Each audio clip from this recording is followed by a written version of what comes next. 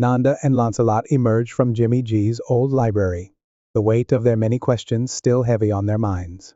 The oppressive atmosphere of the library with its dusty books lingered, a stark contrast to the vibrant, sun-dappled forest clearing they found themselves in. A sense of relief washed over Nanda as she savored the warmth of the sun on her fur, and the soft caress of the breeze rustling through the leaves. The quiet of the clearing, broken only by the gentle chirping of birds and the rustling of leaves, was a welcome change from the stillness of the preceptory. But the calm was deceptive. A prickle of unease ran down Nanda's spine. The clearing was too still, the air too calm. It felt like the quiet before a storm. Lancelot, ever vigilant, scanned their surroundings, his hand resting on the hilt of his sword. His usual ease was replaced by a wary tension, a reminder of the dangers lurking in this ever-shifting world. He turned to Nanda, offering a reassuring smile, though his eyes remained watchful. "Are you all right, Nanda?" he asked, his voice gentle but concerned. Nanda nodded, though her confusion remained, making her pause before answering. Where is Jimmy G?" she asked, her voice faltering slightly. "I thought we were supposed to leap together. We jumped together, all three of us, but now he's gone." Lancelot blinked at her, clearly surprised by the question. He looked around, as if expecting Jimmy G to appear from the shadows. "I don't know," he said slowly, brows furrowed. "I thought he was with us. Maybe he stayed behind, or perhaps he's somewhere else now. This place, it's confusing, Nanda. Time doesn't behave as it should here." "But we were together." Nanda's frustration bubbled up, her tail flicking nervously. "He was with us when the anomaly pulled us through. How can he be gone now? How is that possible?" Lancelot looked troubled, scanning the surroundings again with a sharp, uncertain gaze. "Perhaps it's another one of the labyrinth's tricks," he mused, more to himself than to her. "Maybe the pull of time isn't uniform. Jimmy G might have been separated from us, for some reason." Nanda narrowed her eyes, her fur prickling. "I don't like this," she muttered. "It doesn't make sense. We jumped together, but now I'm here. And he's not." She glanced around the clearing, as if expecting Jimmy G to materialize at any moment. But the only response was the rustling of leaves, the chirp of birds, and the absence of what should have been there. She turned back to Lancelot, her mind racing. And why was I the only one shifting around in time? In ancient Egypt, another place I must tell you about sometime, by the way, I was the only one moving, jumping through all these places. Now why am I taking passengers with me? Her voice dropped, heavy with thought. Lancelot's expression softened with concern. I don't understand all of this either, Nanda. But one thing is clear, there's more to this labyrinth than we know. And if we're going to figure out what happened to Jimmy G, we need to keep moving. The Grail, the Templars, the past, they're all connected, and we're part of it. Nanda nodded slowly, her resolve hardening, but the confusion still lingered in her chest. She had always trusted Jimmy G, and now, even with Lancelot by her side, she couldn't shake the feeling that something was terribly wrong. I don't like this, Lancelot, but you're right, we have to keep moving, for the Grail's sake, for all of us. Lancelot tightened his grip on his sword. I sense something, he said, his voice low, alert. Something's not right. He stepped closer to Nanda, instinctively shielding her with his presence. As if on cue, a figure emerged from the shadows of the surrounding trees. Tall, imposing, radiating an aura of arrogance and malice. Sir Mordred. His dark eyes gleamed with a mix of amusement and disdain. Well, Mordred drawled, his voice dripping with sarcasm. Look what the cat dragged in. He turned his gaze to Nanda, a sly smile playing on his lips. Or, should I say, the cat that dragged the noble Sir Lancelot into this little trap? Lancelot stepped forward, his voice sharp with warning. Mordred, he said, his tone firm. What is the meaning of this? Mordred chuckled, a chilling sound that echoed through the clearing. Why, Sir Lancelot, he replied, feigning innocence. I simply couldn't resist seeing how things unfold. And perhaps, he added, his voice turning malicious, to offer you a challenge.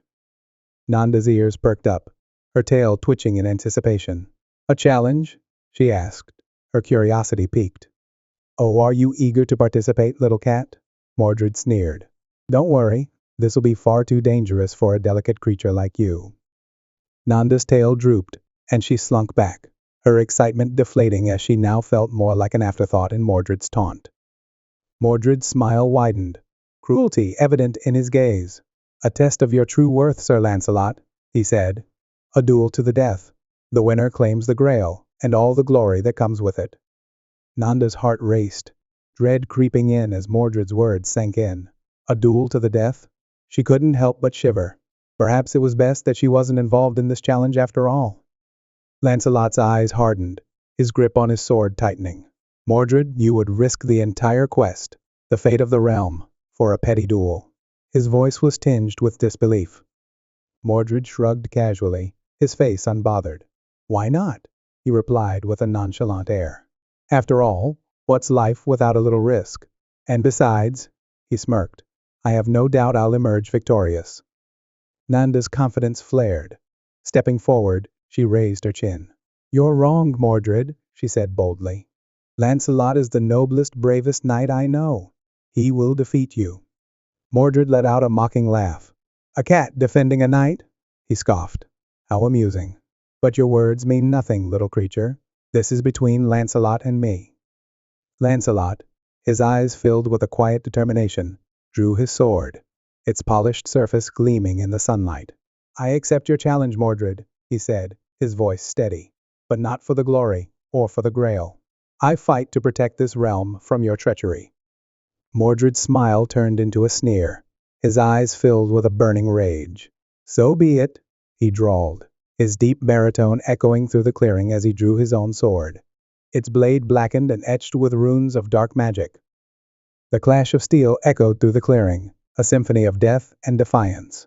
Lancelot and Mordred, locked in their mortal struggle, moved with a speed and ferocity that blurred their forms. Nanda, crouched behind a gnarled oak, watched with bated breath, her senses overwhelmed by the raw intensity of the duel. Suddenly, a shower of sparks erupted from the point where their blades met, a blinding flash of white-hot energy. Nanda cried out, shielding her eyes, and when she dared to look again, the world had shifted. Gone were the knights, the swords, all of the grass. Instead, she found herself in a dimly lit cavern, pulsating with a rhythmic beat that vibrated through her very paws. The air throbbed with a strange energy, a cacophony of sound and light that assaulted her senses. Confused and disoriented, she staggered back, her fur on end. Before her, bathed in a spotlight's harsh glare, stood a woman, her face framed by a wild mane of crimson hair, wielding a fearsome contraption of metal and fire. It spun and spat, sending a shower of sparks into the air, sparks that echoed the blinding flash that had transported her here. Nanda, her feline instincts screaming at her to flee, found herself rooted to the spot, mesmerized by the spectacle. The woman, clad in leather and chains, moved with a primal grace, her body swaying to the music as she manipulated the whirling disc. Muscles rippled beneath her tattooed skin as she commanded the tool with an almost savage intensity. Sparks flew in every direction, a fiery dance of light and shadow, reflecting in her piercing blue eyes. The air crackled with the scent of ozone, sweat, and something else. Hops, maybe? A strange cocktail that made her nostrils twitch. The music pounded relentlessly, a primal rhythm that seemed to resonate with some deep, forgotten part of her being. She had never experienced anything like it. Was this a vision? A message from the labyrinth itself? Had the sparks from the night's duel somehow triggered a rift in time, transporting her to this bizarre and bewildering spectacle? Nanda's mind reeled, struggling to comprehend the chaos around her. What was the connection between the clash of steel in that ancient battle and this display of industrial might? Was there a deeper meaning to this sudden shift in time and perspective? As she watched the woman command the stage, her body a blur of motion, sparks showering down like fiery rain, Nanda felt a growing sense of wonder mingled with apprehension. This unexpected journey had overwhelmed her senses, plunging her into a world she could barely process. It would later leave her even further questioning the very fabric of reality itself.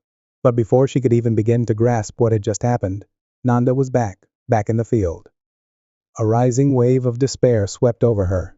Mordred was stronger than she had anticipated. Relentlessly, he pressed his attack, forcing Lancelot onto the defensive. Twice Nanda saw Lancelot stumble, his breath ragged and uneven. Was this how it would end? Would Lancelot fall to this treacherous knight, his quest incomplete, his honor tarnished? The clash of steel rang through the air like the tolling of a bell. Mordred's strikes were fierce, fueled by hatred and greed, his blackened sword cutting through the air with terrifying speed. Lancelot parried, his sword flashing in brilliant arcs, each movement calculated and precise. But the weight of Mordred's fury threatened to overwhelm him. Sweat dripped from Lancelot's brow, his muscles straining with every movement. The ground beneath their feet seemed to tremble with the intensity of their struggle. The once peaceful clearing now echoing with the violent rhythm of their combat. Mordred's eyes burned with malice as he relentlessly pushed Lancelot back, his sword whistling through the air in cruel, sweeping arcs. The tip of Lancelot's blade scraped against Mordred's dark sword with a metallic screech, sparks flying with each clash. Nanda's heart pounded in her chest as she watched, unable to move, her claws digging into the earth as the tension mounted.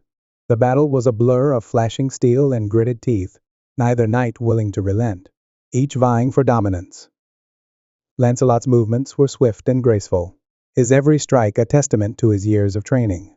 But Mordred's relentless aggression was slowly pushing him back.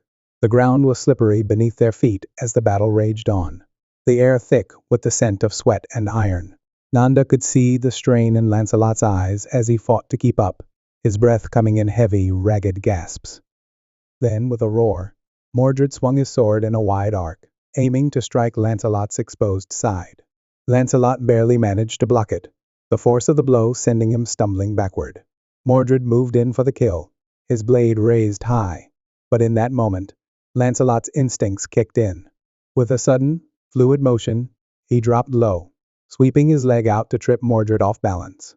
The treacherous knight staggered, his foot slipping in the muddy ground, and before he could recover, Lancelot launched himself forward with a ferocity that only a knight of his caliber could possess. In a flash, Lancelot's blade struck, knocking Mordred's sword from his grip.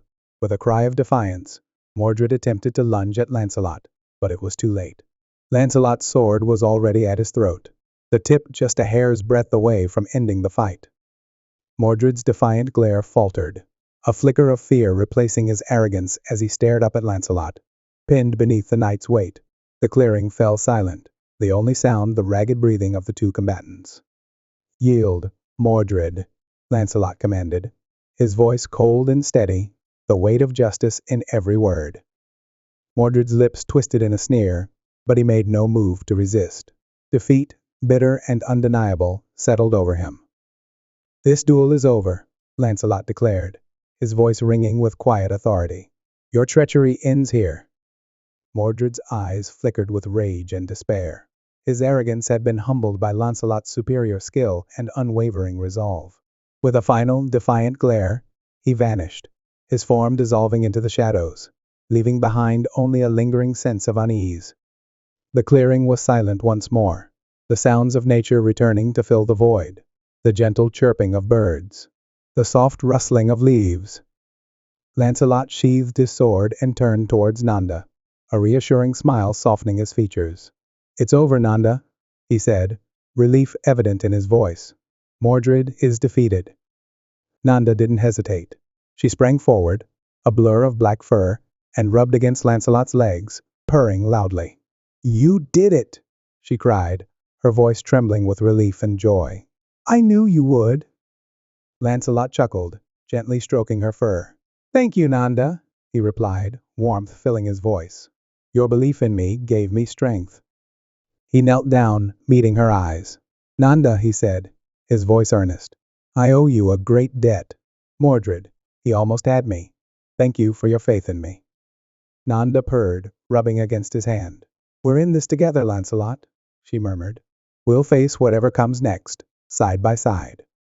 They stood together for a moment, savoring the peace of the clearing. The warmth of the sun filtered through the leaves, and the gentle rustling of the trees seemed to soothe the frayed edges of their minds. The confrontation with Mordred, with all its danger and chaos, felt like a distant memory now, fading into the background as the silence of the forest wrapped around them. The quest for the Grail would continue, an unknown journey filled with challenges. But for now, they had this shared moment. The weight of their purpose settled between them, and it was enough. The stillness, however, did not last long. A subtle shift in the air broke the tranquility, a faint tremor that rippled through the ground beneath their feet. It was barely perceptible at first, but as the world around them seemed to hold its breath, the air began to shimmer. The vibrant colors of the forest distorted, swirling in a blur of motion. Then the blinding white light surged forward, engulfing them in an instant, pulling them through the chaotic currents of time once more. The peace of the clearing was shattered, and they were cast into the unknown once again.